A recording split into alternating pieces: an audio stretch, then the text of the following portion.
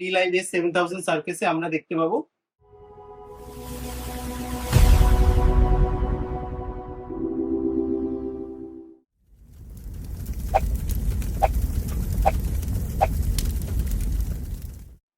আমরা এখন পাওয়ার কিভাবে অন করতে হয় সেটা দেখবো।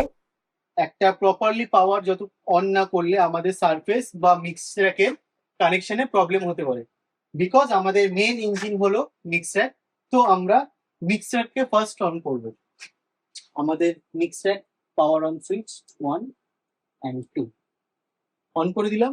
আমাদের হোল্ড করতে হবে 30 সেকেন্ডস, যতক্ষণ না রেডি লাইটটা ব্লিঙ্ক হচ্ছে। রেডি লাইট আমাদের ব্লিঙ্ক হয়ে গেছে। এখন আমরা সারফেসে আসবো। মিক্স র্যাক আমাদের রেডি হয়ে গেছে, এখন আমরা সারফেস অন করব। তো সারফেস অন করা is easy, just power on. Power on হতেই সারফেস অটোমেটিক মিক্স র্যাককে ডিটেক্ট করবে এবং দুজনের কমিউনিকেশন মার্জ হয়ে যাবে। আমরা কেন মিক্স র্যাককে পরে অন করলাম না বা সারফেসকে আগে অন করলাম, because of the reason surface আগে অন হয়ে গেলে সারফেস খুঁজতে চায় তার কানেকশন ডিভাইসকে, বাট ততক্ষণও মিক্স র্যাক অন হয় না। সেই কারণে কমিউনিকেশন স্মুথ হওয়ার জন্য আমরা মিক্স র্যাক আগে অন করি আর সারফেসকে পরে। মিক্স র্যাক সারফেস এখন খুঁজছে মিক্স র্যাককে connected to mix rack.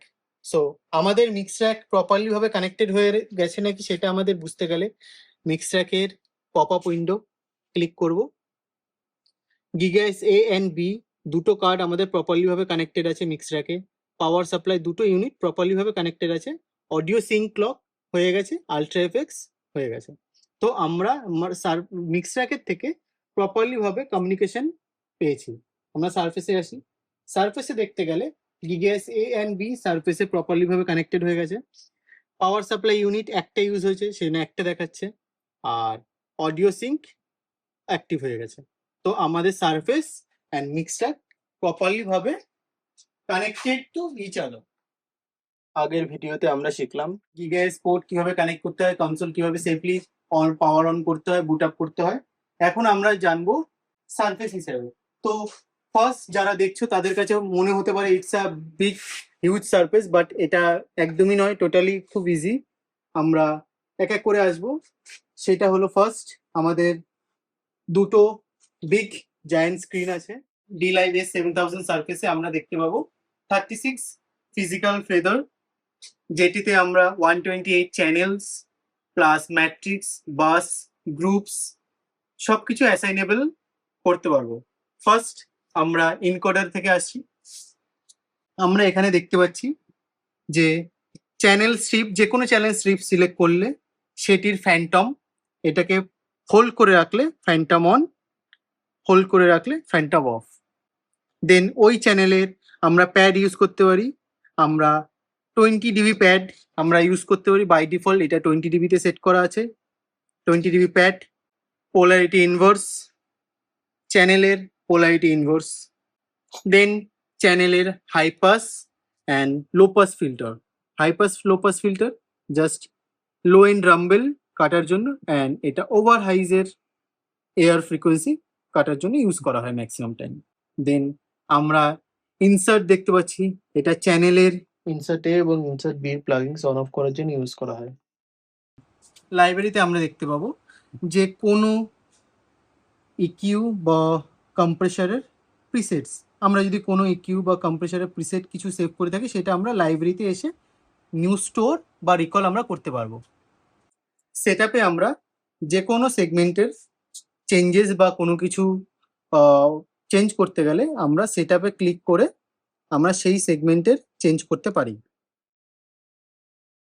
D-Live S7000 এ 4টি band equaliser, 4 band equaliser, gain, frequency, trim আলাদা করে সিলেক্ট করার অপশনস দেওয়া হয়েছে। যেমন আমরা 1 নম্বর চ্যানেলটাকে সিলেক্ট করলাম। চ্যানেলের ইকিউ অন অ্যান্ড অফ করার জন্য বাই ডিফল্ট একটি সুইচ আছে। এইটার লো সেট করার জন্য লো এর ফ্রিকোয়েন্সি অ্যান্ড কিউ বা কতটা উইথ আমরা করতে চাই। এটি আমরা বাই ডিফল্ট ইনকোডারে দেখতে পারবো। প্লাস হলো আমরা চলে আসি সাইডের দিকে। সাইডে আমরা দেখতে পাবো যে গেট, আমরা বাই ডিফল্ট এখানে গেট সেট করে রেখেছি।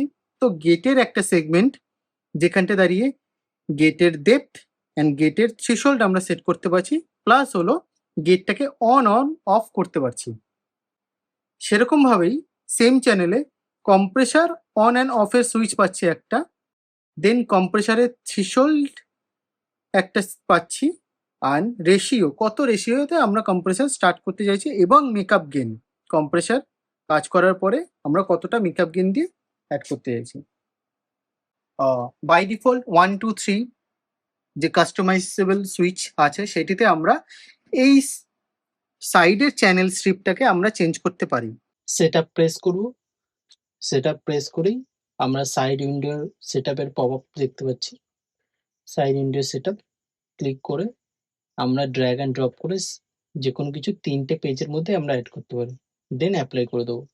আমরা ভিউ অ্যান্ড হেল্পে দেখতে পাবো, ভিউতে আমরা প্যারামিটার সেকশন কিভাবে দেখতে চাইছি সেটা দেখতে হবে। যেমন এটি একটি ফুল ব্যান্ডেড প্যারামেট্রিক সেকশন দেখাচ্ছে, সেরকমভাবে চেঞ্জ করি।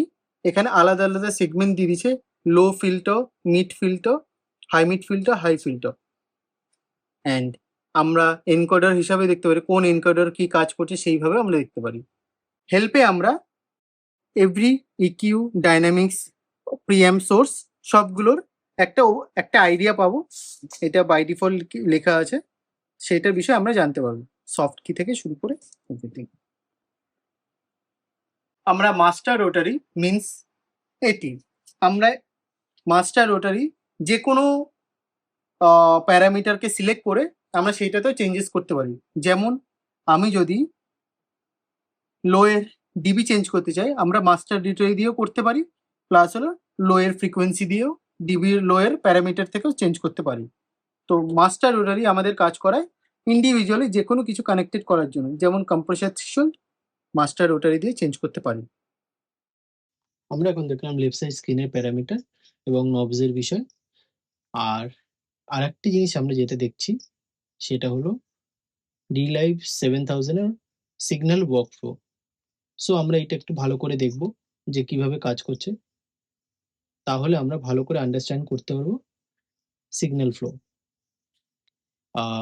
আজকের সেকেন্ড এপিসোড এইটুকুই, এবং নেক্সট এপিসোডে আমরা আমাদের রাইট সাইড স্ক্রিনে লাইক রাউটিং, এভরিথিং, আইও প্যাচিং সবকিছু আমরা রাইট সাইড স্ক্রিনের বিষয়ে আমরা জানবো পরের এপিসোডে। Thank you so much.